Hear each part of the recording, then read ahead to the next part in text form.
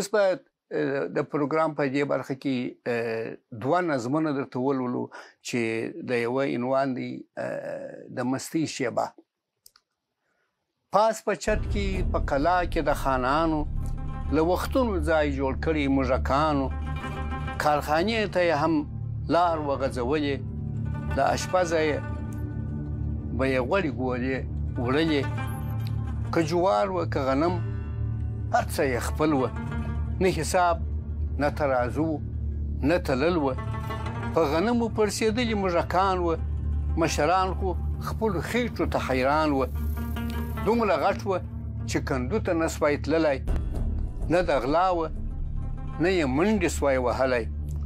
د خانانو د کور ډېر و ګدامونه، اورولي خدای پر دوی و نعمتونه، یوه ورځ یې پاس په چت کې لوبې کړلې، له قضا د یوه پښه وښویېدلې، د شرابو د خم منځ ته راخطا سو، په یوه غوټه نشه سو، په نڅا سو، سر ته ورغله نشه،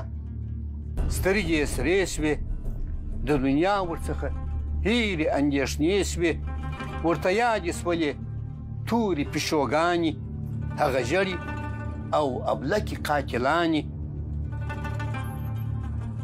یوه لو ناره یې وکړه چې سردار یم، یوه لو ناره یې وکړه چې سردار یم، زه په ټولو موږکانو کې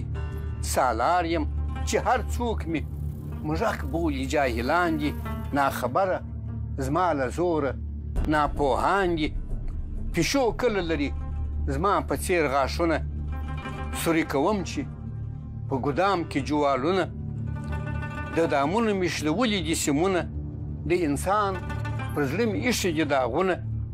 پیشو څوک ده چې زما په شان زمری وي، یا په ځغاسته کې تر ما به ګړندی وي، هم لکۍ هم مې بریتونه د زمري دي، هم مې زور هم مې غاښونه د زمري دي، که تر اوسه چا موږک یم بللی، سر له ننه د زمریزو یم ښاغلی، لا د خم پر څنډه نه و ګرځېدلی، چې یې تور پیشی په سترګو سوناولی، ژړې سترګې یې له ورایه ځلېدلې، د غضب پکښې لمبې وې بلېدلې، د موږک بیان ته غوږ یې ونیولی، ټول تقریر یې سر تر پایه اورېدلی، چې یې ولید پیشو توره ببره، نشه ولاړه د موږک له کوچني سره، ور په یاده یې پیشو تېره منګول کړل، چې د ده ټبر یې شومه د اجل کړل، ور په یاد یې د رښتیا د جنګ میدان سو، پر خبرو پر تقریر باندې پښیمان سو، انسان هم چې د موږک په څېر نشه سي، هر څه هیر کي،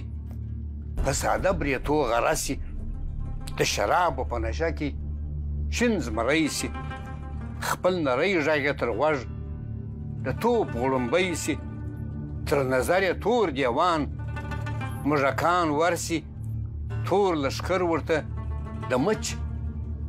سپېره وزر سي، دا یې هېروي چې چا دې راوستلی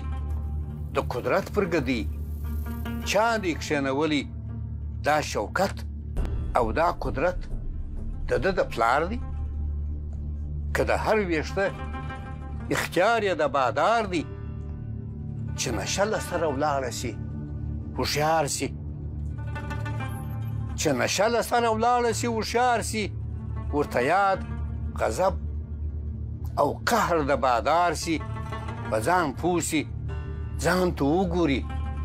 سړی سي، سم موږک سي، نه لیوه وي نه زمری سي، د موږک په څېر لکۍ ورپسې سکېږي، تر بریتو یې د غوږو خولې تویېږي، چې یې ژړې د پیشو سترګې لیدلي، په هغه ګړي له زورې ولوېدلي، د پردي قوت نشه یوه شیبه ده، د پردي قوت نشه یوه شیبه ده، عاقبت یې د پیشو پر منګول شپه ده.